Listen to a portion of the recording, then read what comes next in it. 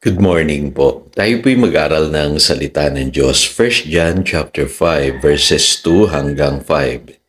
Ito ang palatandaang iniibig natin ang mga anak ng Diyos kung iniibig natin ang Diyos at tinutupad ang kanyang mga utos. Sapagkat ang tunay na umiibig sa Diyos ang tumutupad ng kanyang mga utos. Hindi naman mahirap sundin ang kanyang mga utos sapagkat napagtagumpayan na ng mga anak ng Diyos ang sanlibutan at nagtatagumpay tayo sa pamamagitan ng pananampalataya. Sino ang nagtatagumpay laban sa sanlibutan? Ang sinumang sumasampalataya na si Jesus, ang anak ng Diyos. Prompted by love, sa Tagalog po, udyok ng pag-ibig. So yesterday, tinalakay natin yung Lordship of Love ng ating Panginoong Jesus. Ano po? Bakit mahalaga itong katotohanan na ito na maintindihan natin na ang ating Panginoong Jesus bilang ating mabuting pastol, minahal niya tayo. Ipinakita niya yung kanyang labis sa pagmamahal sa atin para sa buhay na ito. Maranasan natin na makasunod po tayo sa kanya pong mga utos dahil din sa kanyang pag-ibig.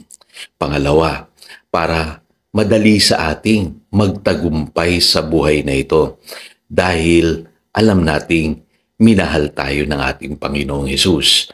Pangatlo, mahalaga rin na matutunan nating mahalin ang ating kapwa dahil tayo'y minahal ng ating Panginoong Hesukristo. Kung mapapansin niyo po, ang Christian life po, dapat po ay motivated tayo ng pag-ibig ng Diyos. Malinaw sa atin, sa ating unawa na tayo'y minahal ng Diyos sa pamamagitan ng kanyang anak na si Jesus. Kaya madali po sa atin ang sumunod, magtagumpay, at magmahal sa ating kapwa. So isa-isahin po natin yan. Ano po? Ang una-una pong gusto kong makita ninyo, dapat po ang ating pagsunod sa Diyos ay motivated by love. Maraming Christians ngayon, kaya nahihirapan silang sumunod sa Panginoon dahil sila'y motivated lang ng fear, takot, baka maparusahan sila, o baka may mangyaring masama sa kanila, kaya sila sumusunod sa Panginoon. Ang tamang motivation po ay sa pamamagitan po ng pag-ibig. Kaya ka sumusunod sa Diyos dahil alam mo na minahal ka ng Diyos. At ito po ang sikreto sa revival. Alam niyo po, dun po sa 1 Thessalonians chapter 1 verse 3, kaya po yung mga taga-Thessalonica nakaka-experience sila ng revival. Ito po ang sinasabi.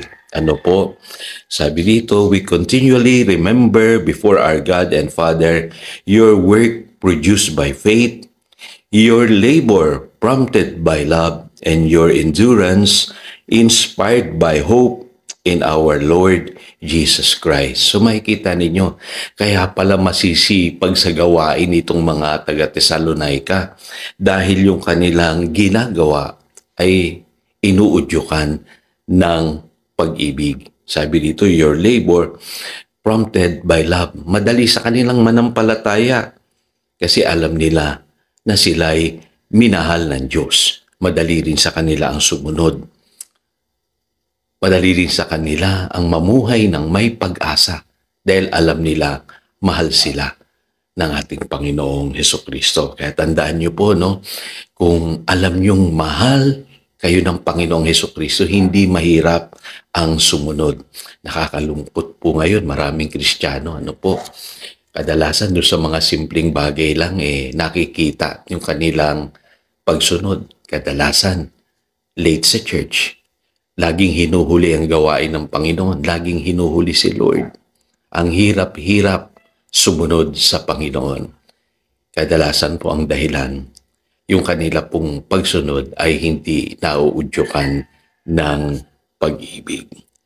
Pangalawang katotohanan, nabanggit ko kanina, hindi mahirap magtagumpay sa buhay na ito kung alam mong mahal ka ng Diyos. Kaya nga sa Romans chapter 8 verse 37, dapat ito yung memory verse natin. Sabi rito, we are more than conquerors through Him who love us.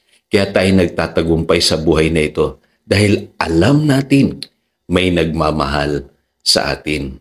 Alam nyo, maging sa mga bata, kapag ang mga anak ninyo, minahal ninyo, pansin ninyo, malakas ang kanilang loob. Lagi silang nagtatagumpay sa buhay kasi alam nilang may nagmamahal sa kanila. Isa pong sikreto yan sa parenting. Para magkaroon ng confidence ang inyong mga anak. Paramdam nyo sa kanila na yung inyong pagmamahal at suporta ay para sa kanila. Mahalaga po yun. At ang sabi sa 1 John chapter 4 verse 18, there is no fear in love, but perfect love drives out fear. Hindi ka matatakutin sa buhay kung alam mong mahal ka ng Diyos. Alam mong suportado ka ng Diyos. Kaya wala kang kinatatakutan sa buhay na ito kahit anong klaseng problema pa yan.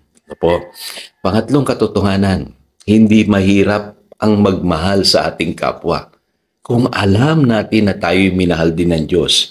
Kasi malinaw po sa 1 John chapter 4 verse 19, we love because He first loved us. Kaya tayo natututong magmahal ay dahil minahal tayo ng ating Panginoon. Siya yung unang nagmahal sa atin. At ang sabi pa nga ng Romans chapter 5 verse 8, but God demonstrates His own love for us in this, while we were still sinners, Christ died for us. Napakagandang katotohanan. Kung naunawaan mo na minahal ka ng Diyos kahit nung ikaw ay makasalanan pa. Sabi nga, minahal ka niya. Maging sino ka man, madali rin sa iyong magmahal sa iyong kapwa. Madali sa iyong umunawa, magpatawad at magbigay. So lagi niyo pong tatandaan, ang ating Christian life dapat po prompted by love, motivated by love. Tayo manalangin, dakilang Diyos, salamat po sa mga katotohanan ito. Ngayon, alam na namin na madali pala sa buhay na itong sumunod sa iyo. Madali palang magtagumpay, madali palang magmahal sa aming kapwa dahil minahal mo kami, Panginoong Jesus. Salamat sa katotohanan ito at ipapumuhay namin ito sa lahat ng sandali ng aming buhay. Salamat, Panginoon. Yan ang aming panalangin in Jesus' name. Amen.